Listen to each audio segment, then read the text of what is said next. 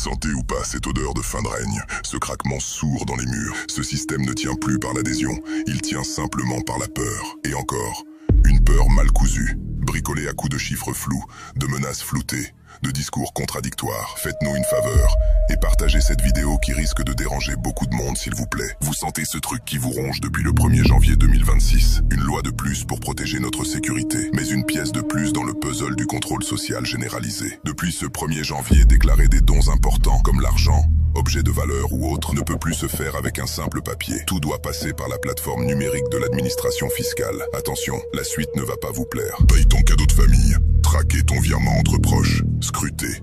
Tout consigné dans les bases de données de l'État et accessible à qui sait y plonger. C'est présenté comme une modernisation, une simplification et un service en ligne, soi-disant pratique pour déclarer un don ou une cession de droits sociaux. Mais en vrai, en vrai, c'est la fin de votre anonymat domestique. Et je vais vous dire ce qu'il vous cache dans les sous-sols de Bercy.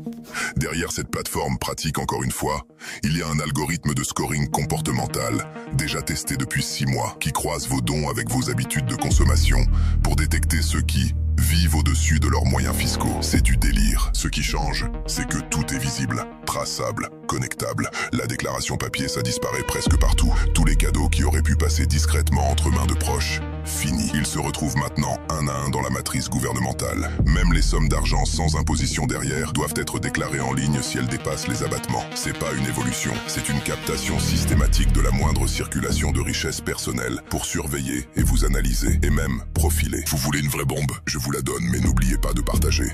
Ce fichier des dons n'est pas seulement pour le fisc. Des accords de partage de données anonymisés, mon cul oui, ont été passés avec des grands groupes d'assurance. Ils veulent savoir qui reçoit de l'oseille pour ajuster vos primes de risque et vos mutuelles. Ils sniffent votre solidarité familiale pour en faire une variable d'ajustement boursière. On est en plein cauchemar et tout le monde dort. Ils vous diront que c'est pour simplifier, pour éviter les contentieux familiaux. Ils le disent déjà d'ailleurs. Ce langage est lisse, aseptisé, fait pour les cerveaux qui n'analysent plus rien. Et à juste titre. Mais regardez la réalité en face. Ici, ce n'est pas sécurité, c'est flicage administratif systématique. Bienvenue en France. Leur but n'est pas d'éviter les conflits de succession, évidemment.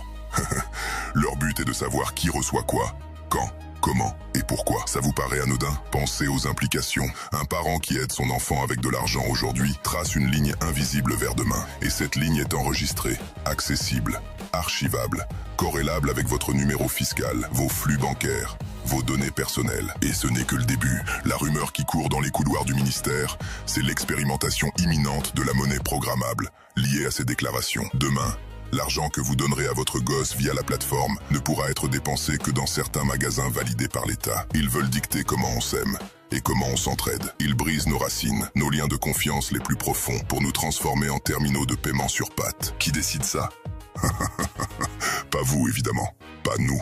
Une bureaucratie aveugle, obsédée par la donnée, convaincue qu'un dossier numérique vaut mieux qu'un lien humain. Ils se gargarisent de modernité, mais tout ce qu'ils veulent, c'est réduire chaque geste de solidarité humaine à une donnée taxable, exploitable et contrôlable. Et quand ils en auront assez, ils vous diront qu'ils ne vous surveillent pas, mais qu'ils vous protègent. Mais protégés de qui? Le classique coup de passe-passe. Le filet se resserre, mais on l'appelle filet de sécurité. C'est de la merde en boîte.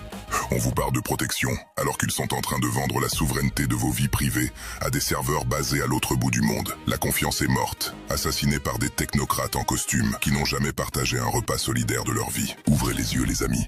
La sécurité, c'est une façade.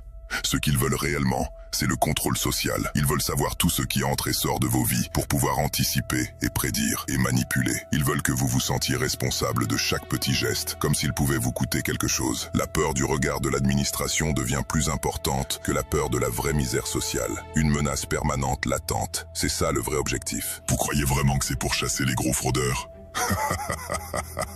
Laissez-moi rire. Les gros, ils ont des trusts et des conseillers qui rigolent devant ces plateformes. Ce truc, c'est pour vous. Pour le petit virement de 50 balles de mamie pour le canapé d'occasion que tu files à ton cousin. Ils veulent vous faire peur, vous faire sentir que l'œil de Sauron est dans votre portefeuille. Le système se bouffe de l'intérieur, oui.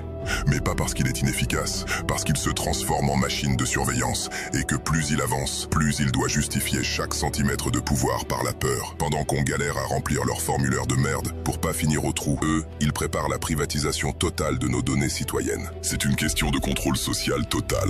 Et la première étape de ce contrôle, c'est de numériser vos relations humaines les plus simples. Voilà la réalité. Voilà ce qu'on vous cache sous des mots doux. Ils vous mettent en laisse numérique et ils appellent ça simplification fiscale. Vous n'êtes pas des imbéciles, vous voyez le piège. C'est pas pour vous sécuriser qu'ils veulent tout déclarer en ligne. C'est pour vous voir, vous suivre, vous classer. Voilà les vraies révélations et pas les conneries qu'on rabâche à la télé. Abonnez-vous à Darkness.